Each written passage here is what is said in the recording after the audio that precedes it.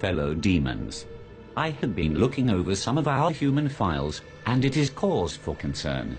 We may have underestimated God and his creations. There are billions of humans now, and we have still managed to keep the majority in sin. There are too many humans. 50% of human reproduction is a result of teenage pregnancies, fornication and adultery. I think that would make us responsible for the high population. So we have created a problem that we need to fix. All over the world, murder and suicide rates have increased. Homosexuality and bisexuality is also very popular, even in some churches. I think the record should show a massive decline in human reproduction. For every human who dies or gets converted to a contrary lifestyle, 100 more are born globally. We need to do more. If I may, adolescents spent 1,500 hours watching television and only 900 in school annually. By the time a child finishes elementary, he would have seen 10,000 murders. This figure would double by the end of high school. By the time a human reaches 40, he would have spent 10 years watching television. Impressive. But we still need to do more. Fellow demons, I want you to seriously consider what we are up against. It is not God's will that any human perish. He will do everything in his power to save them. It is our duty to make sure they perish. Am I making myself clear? We have been targeting Christians and have destroyed the desire of many for God's word and prayer. Many do not fast, or even witness to those who are perishing in the act of sin. We have nullified the effects of many churches on the community. The reports of people getting saved has been reduced by 64%. I think we are doing a good job. Do you sleep? Yes. Then we can do more. No demon in this room is supposed to find time to sleep and eat. Now tell me where we stand with our attack on the churches. The leaders of the churches are revising their teachings. They encourage members to get back to the Word. What they don't know is, less than half an hour is given to Bible reading in any given week, which amounts to less than 26 hours for the year. Christians have lost the desire to read the very words that tell them how to live. The result is, they mix the sacred with the profane, surrendering all hope of them making it into heaven. Wonderful. Now we have to find a way to force human reproduction into a massive decline. We are thinking a global recession. Making the cost of living so high, very few will be able to afford it, unless by dishonest means. The need for money will be so great, and job opportunities so limited, that crime and violence will escalate to alarming levels in many countries. Guns will fall off the market like chewing gums. The prisons will be overcrowded.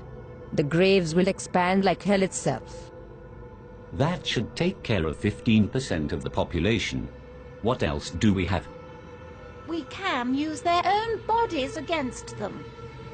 Worldwide pornography. We introduce this on all levels, from billboards to public newspapers. We make pornography an occupation, a career. We will make pornography freely accessible by everyone.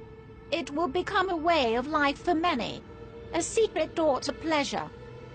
Nudity is marketable. It is 80% of the population's interest. We start from the mild.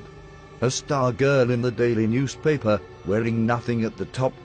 Then as the desires increase, we introduce more until a man's appetite for sex cannot be satisfied with having just one partner.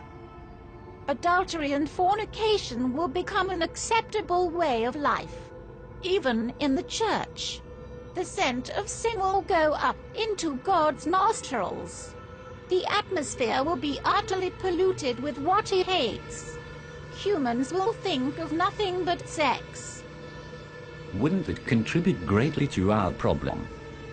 Not if there is a way for humans to protect themselves from pregnancies and diseases during sexual activity. Imagine what will happen if humans had a way of having sex without fear. You are thinking birth control. Yes. protection for both male and female. We'll have our products on every shelf. They'll stand out on their own and will be advertised in such a way that even Christians will be convinced. Once that is established, childbirth will decrease. And sexual activity will rise. Exactly. Sounds real good so far. What else do we have? There is something that we have noticed about these humans over the years. It seems like great emphasis is placed on self. They seem to have forgotten that self-denial is a prerequisite to a Christ-centered life. The self, it seems, have taken top priority. I expected as much. We think it would be good if we applied even greater pressure in this area. Spice up this world a bit. Make material things a lot more attractive to the human eye. This will increase their desire for gain and decrease their passion for God. Men shall be lovers of pleasures rather than lovers of God. Humans have always preferred instant pleasure above spiritual gain. They spend more time on themselves than they do with anything concerning God. Indeed. But all these are outer attacks.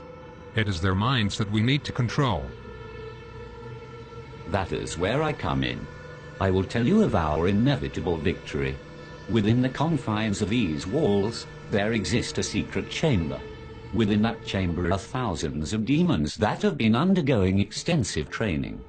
These demons have read the human manuscripts hundreds of times and have committed the concepts to memory. I refer to them as the New Age seducers. How effective are these seducers? They can convince a man to become a woman. They will convince men to kill themselves for no reason. They will seduce men into having sexual relations with animals. That should turn the stomach of heaven. Precisely. Men will turn on each other within their own groups. The church will be against the church. Politicians against politician. Family against family. The seducers can accomplish this? Without a doubt. Once each group is divided, they'll be unable to stand.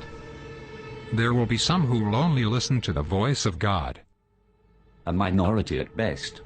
Humans no longer see the need to protect their minds, thanks to our influence through the media. They entertain every thought, every fantasy, and every lust. Many don't know who they are, or whose they are, and that is a great advantage for us. On top of that, there has been a significant decline in prayers and the sincere study of the Holy Scriptures. We have the advantage. Our powers increase as we draw closer to the end. It is time we exact our revenge on God for kicking us out of heaven by sending as many humans to hell as we possibly can. So we go all out this time. I do not want to push God's hand too quickly.